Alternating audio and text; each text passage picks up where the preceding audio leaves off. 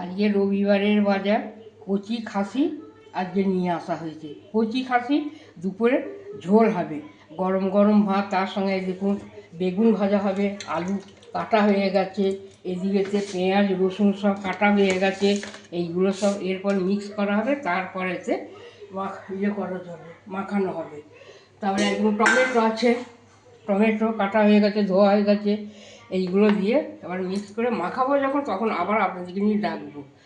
দেখ, আপনারা সাবস্ক্রাইব করবেন, লাইক করবেন আর লিখে পাঠাবেন কেমন লাগলো না লাগলো। এই দেখুন মাংস, এতে সর্ষে আছে, নুন আছে, হলুদ আছে, তেল আছে, দই আছে, আদা বাটা আছে, গোলমরিচের গুঁড়ো আছে, পেঁয়াজ রসুন আদা বাটা দিয়ে এবার আমি এটা মাখাবো একদম দই দিয়ে। এটা আমি মাখাচ্ছি, সবটা দিয়ে মাখিয়ে রাখবো। এটা আমার এখন মাখানো চলছে। যারা এটা মাংস, কচি খাসির মাংস, যারা দেখছেন তারা আমাকে যেন সাবস্ক্রাইব করবে। এই মাংসটা মাখাচ্ছে, কচি খাসি, বড় না, বড় আমি খাই না, আমি 4-5 কেজি ওজনের খাই।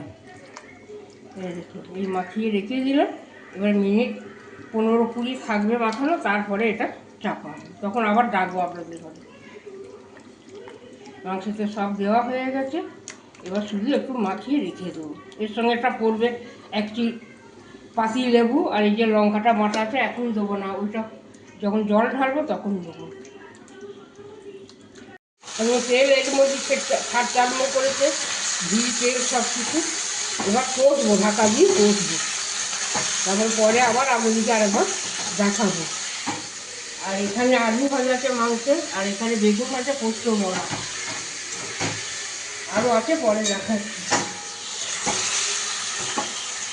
একটু ঢাকা দিয়ে দেবো, দিয়ে তেলটা ছাড়বে, তেলটা ছেড়ে আসবে তখন এই কাজটা দিয়ে দেবো।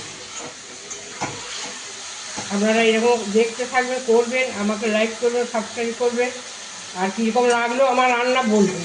আমার হয়ে গেছে, এখনও ফুটছে, এখন তেল ছেড়ে দিয়েছি কীরকম দেখুন, আর স্বাদ মতো সব কিছু দেওয়া হয়েছে, ঠিক হয়েছে।